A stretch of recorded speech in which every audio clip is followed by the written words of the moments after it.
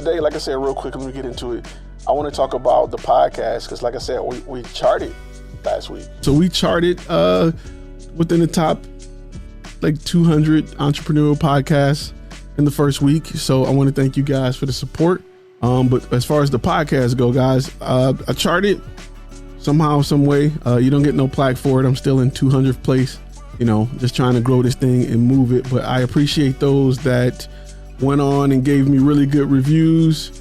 Everybody, as Vic said, he subscribed and gave me 5 stars. I really appreciate it. That is what's helped me chart, and that's what's helping it grow. So I really came on here today to really tell you guys thank you for those who've seen it. We're gonna have some exclusive content on the podcast that won't make video. What are your thoughts on part-time photography business? I'm a regular guy with a full-time job. I normally schedule my shots on the weekends. Before I did it full-time, I scheduled my stuff for evenings and weekends, right? If you want to be a weekend warrior, weddings are the best route to go. It's hard to work with businesses and you work evenings because a lot of business shoots are 9 to 5. They want to get out of there. Nobody wants to wait around and take pictures at 6 or 7. They want to beat rush hour traffic and get home. That's the one thing I like about working in corporate America. So, it's you're in and you're out.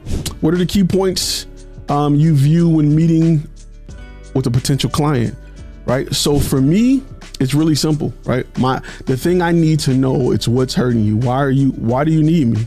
Right? Just like if a plumber come out to your house, they want to know what's wrong. They want to know what's the reason for the call. What's the main problem? That's what I want to know.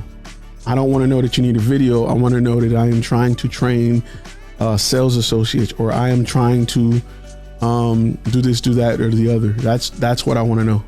So that's the most important thing, most important part that I'm trying to get to when I'm meeting with a client. And just like I got some clients coming up that have they're looking for promo videos, and I want to get down to what exactly are they trying to do? Are you trying to educate clients? Are you trying to sell clients? Should it be 2 separate videos? Like, who's your target audience? Those are things I'd like to do. Is there any legal benefits of owning a photography business while being a single parent? That's a good question, because that's probably pretty much, my boat. When your kids get of age, you can hire them. It's a tax write-off. And there's always benefits for being a business owner, right? Business owners get the best tax benefit of anybody, period. It don't matter if you're single, you're married. As a business owner, you get the best tax benefits in the world because you can write off way more.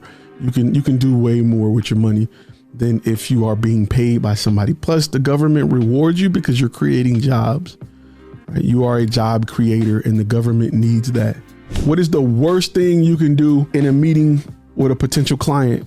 Spit out price before understanding what they need. That's the worst thing you can do because you can't recover from that.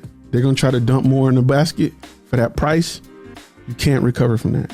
To be unprofessional, to not have some notepad and paper, right? When you go talk to a client, I take my iPad, my Apple Pencil, and I write it down. I'll be drawing pictures. They don't know. I'm just taking notes. You know what I'm saying? Like, look like you care and you're going to come up with a solution. When you go talk to a client, take some paper, take a notepad. I used to take a big clipboard and I used to write everything down, right? Sometimes I would leave them with a follow-up email saying, hey, this is what we talked about. This is what you said. We're creating a proposal for this, yada, yada, yada. And that just little things like that show value. Can you tell them what's the most you got with a client and how did you set it up? First of all, just jokes, we get money. Good looking out on the super chat. The most I ever got from a client at one time or overtime. That's I've had clients that hired me for some monthly stuff. I'll put it to you like this. I can't say the client because it was an NDA, but I can give you hints to who it was, right? They own this website and they own another website that's bigger than this website. That if you look on that website, you may find stuff from this website. And they hired us to do, I'm not going to go into detail, but they hired us to do what Flying Ryan does, but monthly over a period of years. and they paid an amount that could possibly get you a house. With your big first client check, did you save it or did you do something irresponsibly fun? Bro, I'm not gonna lie to you. I did something irresponsibly fun. No, well, it was big enough for me to pay off a lot of stuff, to get out of debt on a lot of things that I have been, killing myself on. I did 3 things with it. 30%, I paid people back or paid stuff back or paid off credit cards. I took 30% and I invested in more marketing because I was like, I like this feeling, but I want it more consistently. And then I took another 30% and I probably bought some of my shit. No, I'm gonna tell you what I did. It wasn't even that long ago. I went to this camera store, and I was with my friends, and I was, this camera store, and it was the day the A7R3 came out, and it was like $4,200. And I went with my friend he was looking at some stuff he was looking to get. And I'm my dumb butt like, you got any A7R3s? It came out today. I bet you ain't got none. And the guy said, wow, if I got something, you gonna buy it? I'm like, yeah. You ain't got one. And he came out the back with it, and I bought it. Like, let's go. Swipe the card. How much? 42. Let's go. Nothing. It's nothing. Give me an extra battery, guy. Give me an extra. You know what I'm saying? Like, I don't regret it, but it wasn't. I could have waited. I didn't need it. I just wanted it. And I just had a bunch of sales that week and I was good. And you know what I'm saying? Like, but it was money that I was like, I could have waited. I did the same thing. And I think give me the 70 to 200 with it. And, give me the 100 STF. Give me all of that. Let's go.